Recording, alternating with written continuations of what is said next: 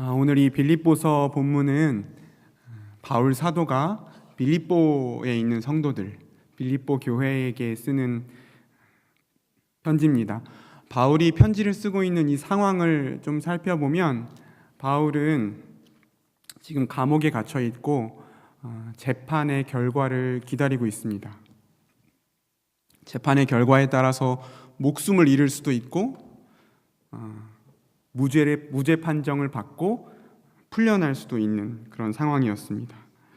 몸만 매여 있는 상황이 아니라, 몸만 자유롭지 않은 상황이 아니라 사느냐 죽느냐의 기로에 서 있는 상황이었습니다.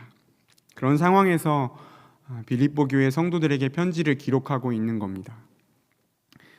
분명한 것은 바울 사도가 감옥에 갇힌 것이 예수 그리스도의 복음을 전하다가 감옥에 갇힌 것이라는 겁니다.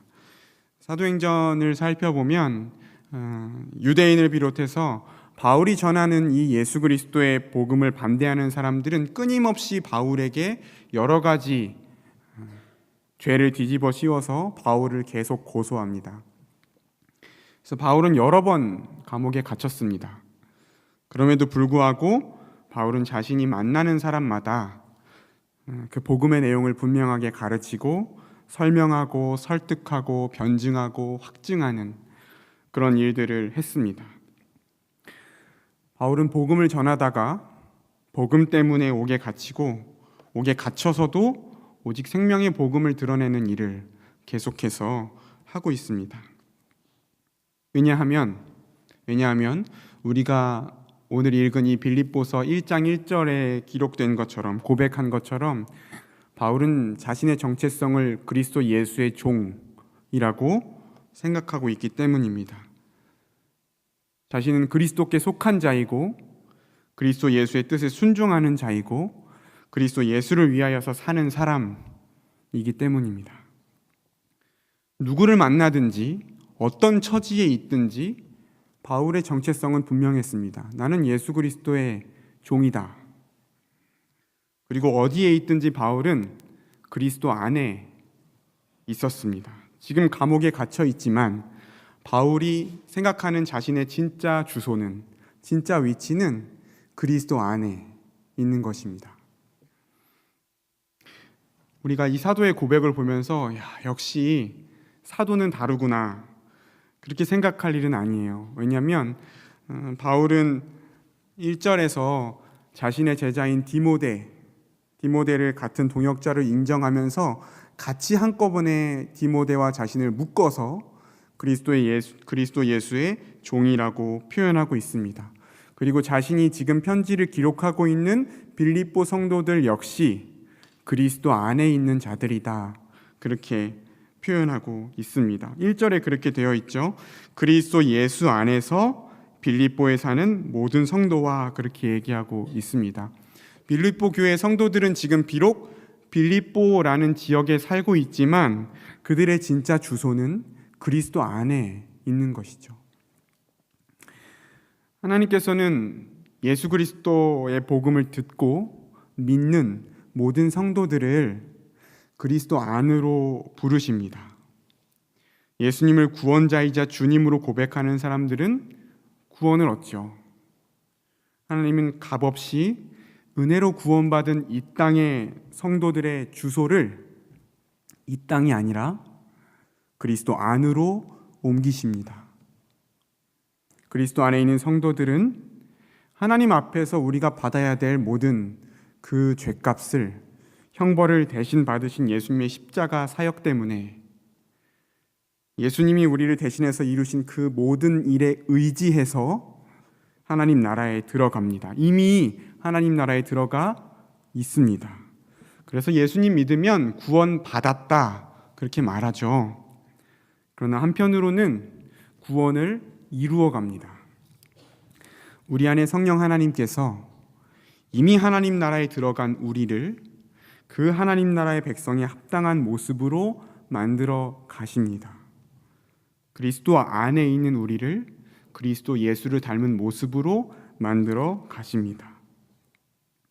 오늘 바울 사도는 빌립보 교회 성도들을 보면서 기뻐하고 감사합니다. 왜냐하면 그 빌립보 교회 성도들의 모습에서 그 구원을 이루어가는 모습을 바울 사도가 발견했기 때문이에요. 오늘 3절을 한번 보겠습니다. 빌립보서 1장 3절에 이렇게 기록되어 있습니다. 내가 너희를 생각할 때마다 나의 하나님께 감사하며 그랬습니다. 4절에 간구할 때마다 너희 무리를 인하여 기쁨으로 항상 간구함은 빌립보 교회를 기억할 때마다, 그리고 기도하면서 빌립보 교회를 언급할 때마다 바울 사도는 기뻐하고 감사합니다. 자기가 지금 처한 형편, 옥에 갇혀 있는 그런 상황, 그리고 앞으로의 재판 결과가 어떻게 될지, 이런 거에 대해서 염려하거나 두려워하지 않습니다. 이 사람의 관심은 자신과 함께 그리스도 안에 있는 교회에게 있어요. 그래서 감옥에서도 빌립보 교회의 소식을 궁금해하고 그들을 기억하고 그들을 위해서 기도합니다. 그런데 그 빌립보 교회를 위해서 기도할 때마다, 그들을 기억할 때마다, 그들의 이름을 하나님께 아뢰을 때마다 너무 기쁘고 감사한 거예요. 너무 기쁘고 감사한 거예요. 왜냐하면 빌립보 교회가 복음을 위한 일에 참여하고 있기 때문입니다.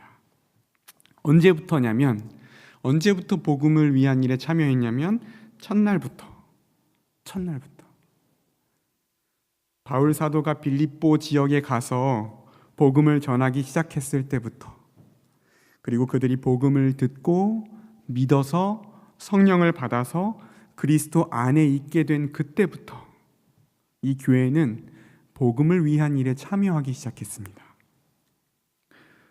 우리가 이 바울 사도의 편지를 읽으면서 첫 번째로 함께 생각해 보고자 하는 것은 바로 하나님이 교회로 하여금 복음을 위한 일에 참여하게 하신다는 겁니다. 하나님이 교회로 하여금 복음을 위한 일에 참여하게 하신다. 바울 사도가 너희가 복음을 위한 일에 참여하고 있기 때문에 너희들에게 감사한다, 그렇게 고백하지 않죠. 하나님께 감사하고 기쁨으로 하나님께 간구합니다. 이 말은 하나님이 교회로 하여금 복음을 위한 일에 참여하게 하신다는 거예요. 성도는 누구나 복음을 위한 일에 참여해야 하고 참여하게 됩니다. 그런데 사람을 위해서 하거나 사람 때문에 하거나 사람이 시켜서 하는 게 아닙니다. 우리를 구원하신 하나님께서 목적과 계획을 가지고 우리 신자 한 사람 한 사람에게 사명을 주십니다. 그렇다면 복음을 위한 일이 뭘까요? 복음을 위한 일이 구체적으로 뭘까요? 우리 7절을 한번 같이 읽어보겠습니다. 빌립보서 1장 7절, 내가 너희 무리를 함께 같이 읽어보겠습니다. 시작. 내가 너희 무리를 위하여 이와 같이 생각하는 것이 마땅하니 이는 너희가 내 마음에 있음이며 나의 매임과 복음을 변명함과 확정함에 너희가 다 나와 함께 은혜에 참여한 자가 됨이라. 아멘. 바울이 빌립보 교회 성도들에게 말한 복음을 위한 일이라는 것은요, 복음을 변명하고 확정하는 것입니다. 예수님의 복음을 전하는 것입니다. 예수님이 어떤 분이신지, 예수님이 어떤 일을 하셨는지를 전하는 거예요. 가르치고 설명하고 설득하고 변증하고 확증하는 그런 일입니다. 복음이 얼마나 아름다운 것인지, 복음이 얼마나 유익한 것인지, 복음이 얼마나 가치 있는 것인지를 드러내는 그런 일입니다. 그리고 그 일로 인해, 그 복음을 전하는 일로 인해 당하게 되는 고난을 감수하는 것입니다. 누군가에게 복음 때문에 무시당하거나 누군가에게 복음 때문에 누군가가 나를 함부로 대할 때, 억울한 일을 당할 때 똑같이 갚아주고 싶지만, 그렇게 할 능력이 있지만,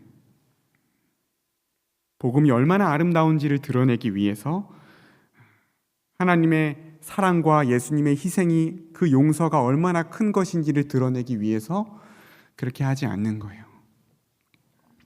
복음이 얼마나 가치 있는지를 드러내기 위해서 내가 누릴 것을 다른 사람에게 내어줍니다. 내 시간을 내어줍니다. 좀 불편하고 피곤해도 그렇게 합니다.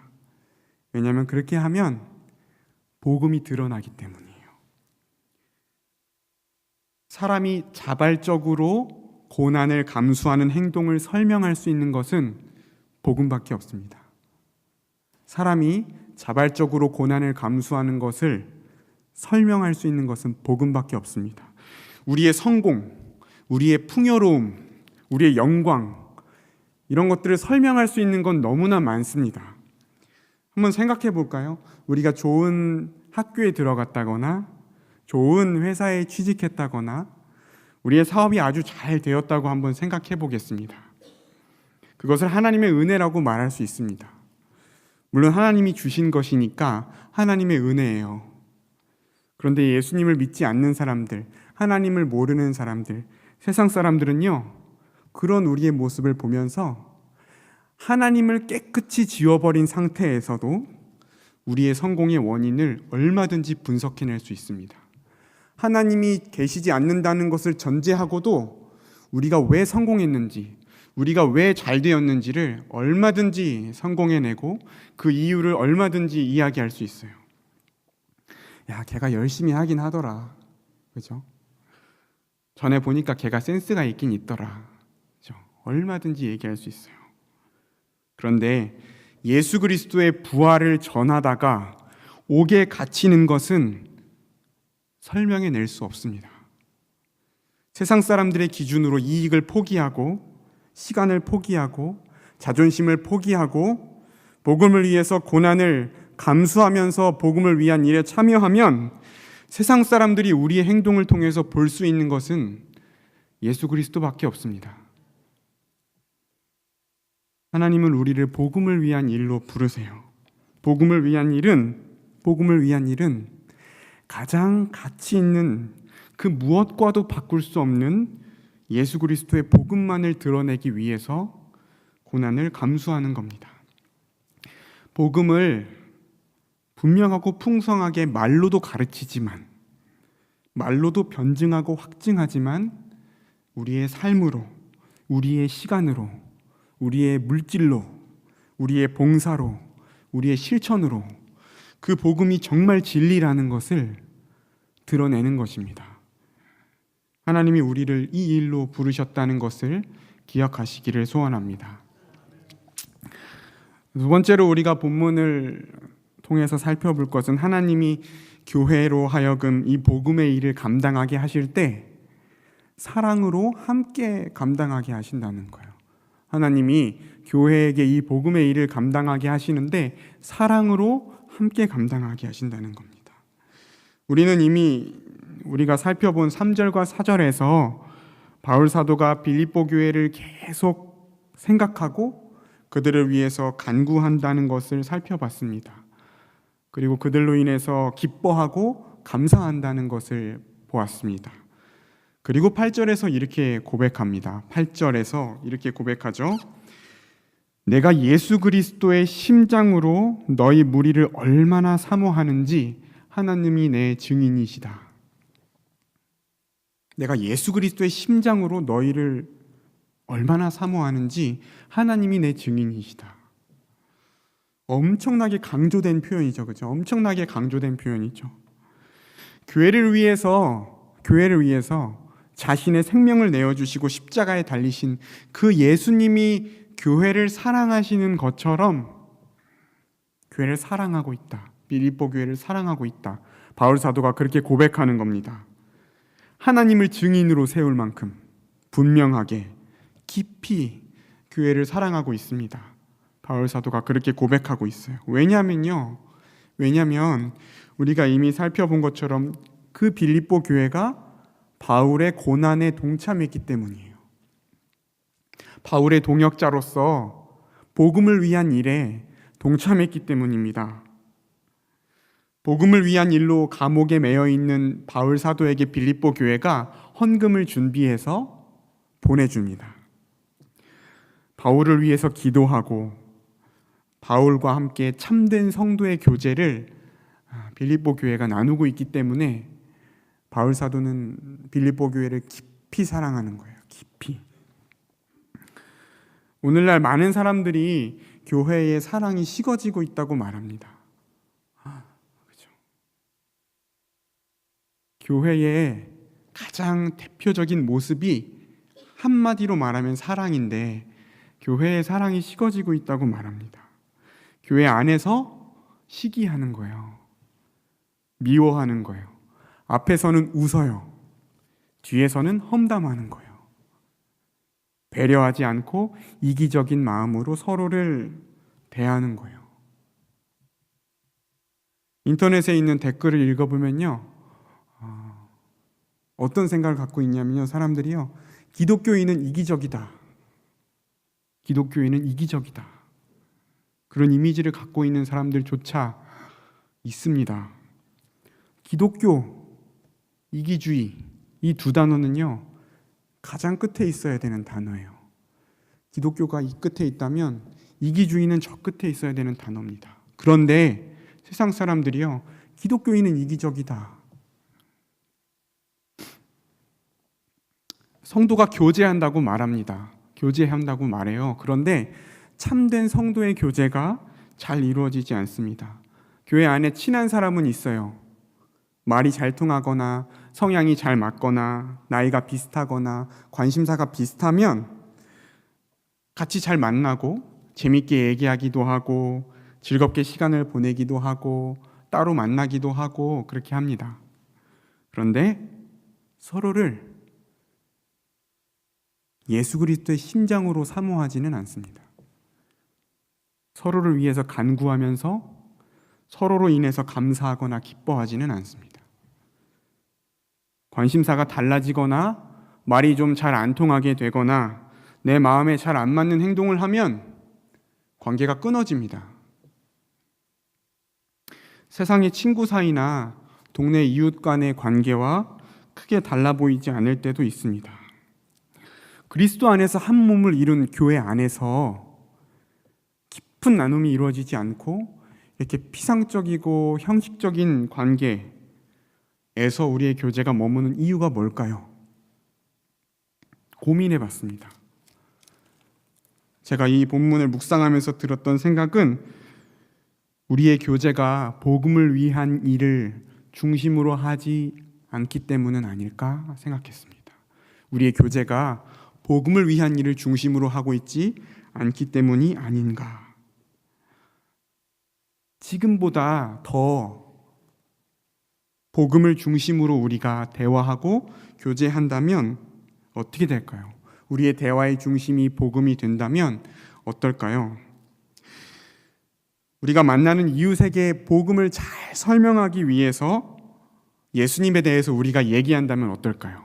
함께 모여서 우리의 삶으로 복음을 잘 드러내기 위해서 어떻게 해야 될지 우리가 함께 고민하고 그것들을 나눈다면 우리의 교제가 어떻게 될까요? 우리가 어떤 고난을 감수하고 있는지, 우리가 복음 때문에 어떤 고난을 감수하고 있는지, 그것 때문에 어떤 것이 어려운지를 우리가 함께 나눈다면 어떨까요? 우리의 다락방에서, 우리의 가정에서, 우리의 부서에서 그런 얘기를 나눈다면 어떨까요? 저는 남부교회에서 결혼식을 했고 남부교회 청년부에서 아내를 만났습니다. 저는 청년부 회장이었고요. 제 아내는 청년부 찬양 인도자였습니다. 저는요, 저와 아내가 결혼하면 맨날 예수님 얘기만 할 줄 알았어요. 결혼하면 가정에서 얼마나 함께 예수님을 얘기하고 예배하고 교회와 열방을 위해서 함께 기도할 수 있을까, 그런 가정을 이루게 될 거다라고 생각했어요. 근데 그렇죠. 다들 그렇게 생각하지만 만만한 일은 아닌 것 같아요. 그렇죠? 만만한 일은 아닌 것 같아요. 그런데 우리가 이런 이야기를 점점 많이 나누게 된다면 우리가 서로를 어떻게 대하게 될지 한번 상상해 볼까요? 우리가 이런 예수님의 복음을 위한 일들을 더 많이 나누게 된다면 단지 친한 사람이 아니라 서로를 진짜 동역자로 여기게 될 겁니다. 그 사람이 복음을 위해서 당하고 있는 고난을 위해서 기도하게 될 겁니다. 그 사람이 당하는 고난을 해결하기 위해서 필요한 것을 채우려고 애쓰게 될 겁니다. 그리고 그 복음을 위해 함께 고난을 당하고 그 고난을 나누고 위로하고 위로받고 서로의 필요를 채우는 일이 반복되면 우리의 교제는 더 깊어질 겁니다. 우리의 사랑은 더 깊어질 겁니다. 몇 마디 말로 상처받고 관계가 깨지지 않을 겁니다. 서로에 대해서 함부로 얘기할 수 없을 겁니다. 가끔 만나서 커피 한잔 하면서 세상 사는 이야기로 수다 떠는 그런 관계에 머무를 수 없을 겁니다. 항상 예수님에 대해서만 얘기할 수는 없겠지만 하나님은 교회가 복음을 위한 일을 서로 함께 사랑하며 감당하도록 우리를 부르셨습니다. 우리 안에 이루어지는 교제 속에서 좀 더 이 복음에 대해서, 이 복음을 위한 일에 대해서 나누는 실천이 잘 이루어졌으면 좋겠어요. 조금씩 복음을 더 이야기하고 조금씩 더 복음을 위한 일에 서로 협력하는 교제가 이루어져서 우리 교회 안에서 결코 세상에서 볼 수 없는 예수 그리스도의 심장으로 서로를 사모하는 그런 관계가 세워지기를 간절히 소원합니다. 마지막으로 생각할 것은 하나님은 우리가 복음을 위한 일에 참여하는 것을 통해서 우리의 구원을 이루어 가신다는 것입니다. 이미 살펴본 대로 바울 사도는 빌립보 교회의 모습으로 인해서 하나님께 감사하고 간구합니다. 왜냐하면 첫날부터 빌립보 교회 안에 복음을 위한 일에 참여하도록, 이 복음을 위한 일에 참여하도록 하신 분이 하나님이시기 때문입니다. 우리 6절을 같이 한번 읽어보겠습니다. 6절을 너희 안에서 시작. 너희 안에서 착한 일을 시작하신 이가 그리스도 예수의 날까지 이루실 줄을 우리는 확신하노라. 아멘. 하나님께서 빌립보 교회의 성도들 안에서 착한 일을 시작하셨습니다. 예수님의 복음을 듣고 믿은 빌립보 교회 성도들 안에서 성령 하나님은 한 사람 한 사람의 내면을 새롭게 하십니다. 우리의 관심사를 바꾸십니다.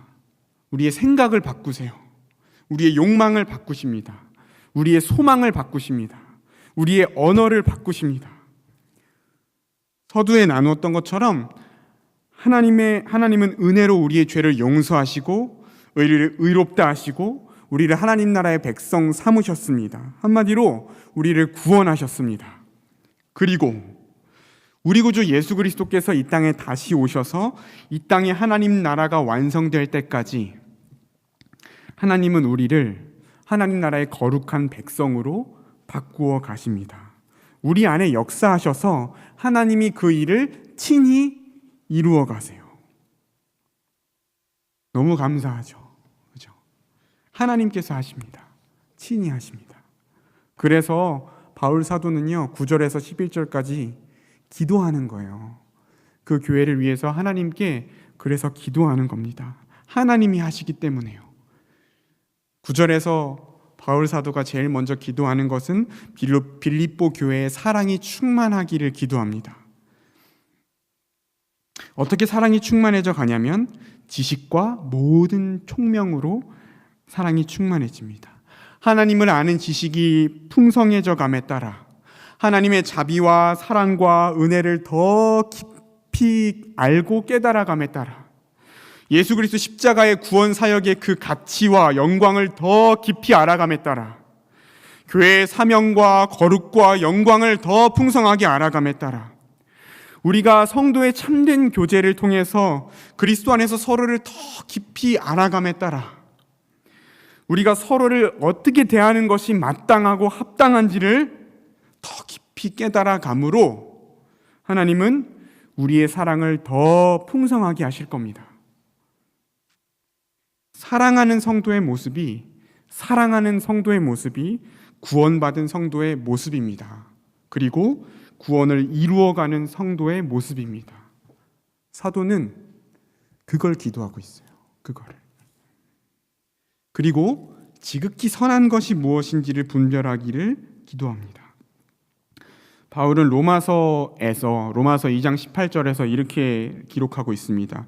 율법의 교훈을 받아 하나님의 뜻을 알고 지극히 선한 것을 분별하며 그랬습니다. 하나님의 법, 하나님의 뜻인 율법의 참된 의미가 무엇인지를 분별하는 것이 지극히 선한 것을 분별하는 것입니다. 그리고 예수님은 우리에게 율법의 참된 의미를 가르쳐 주셨습니다. 하나님을 사랑하고 이웃을 사랑하는 겁니다. 또 진실하여 그랬습니다. 진실하여. 하나님 앞에 진실하고 서로에게 진실하기를 기도합니다. 기도해요. 허물 없이 그랬습니다. 하나님의 뜻에 순종함으로 복음을 위한 일에 참여하고 서로가 걸려 넘어지지 않도록, 서로가 시험 들지 않도록 사랑으로 함께 사역을 감당하기를 기도합니다. 하나님은 이렇게 서로 사랑하고 하나님을 사랑하여 하나님의 뜻에 순종하여 복음을 위한 일에 참여하고 서로가 사랑해서 이 사명을 함께 감당하는 과정을 통해서 우리가 예수 그리스도로 말미암아 의의 열매를 가득하게 맺도록 하실 것입니다. 우리의 구원을 하나님께서 친히 이 과정을 통해서 이루어 가실 것입니다. 그리고 우리의 삶을 통해서 영광과 찬송을 하나님이 받으실 거예요. 수치와 부끄러움을 당하던 하나님의 이름은 거룩히 여김을 받게 될 겁니다. 도무지 찾아보기 어려웠던 하나님 나라, 하나님의 통치가 우리의 삶을 통해서 하나님의 교회를 통해서 이 땅에서도 이루어지는 것을 우리가 볼 것입니다. 이 사도와 같은 마음으로 하나님께서 이 일을 이루시기를 우리가 간절히 기도하면서 복음을 위한 일에 삶으로 참여함으로 하나님께 찬송과 영광을 돌릴 수 있는 우리 대전 남부교회가 다 되기를 간절히 소원합니다. 같이 기도하겠습니다.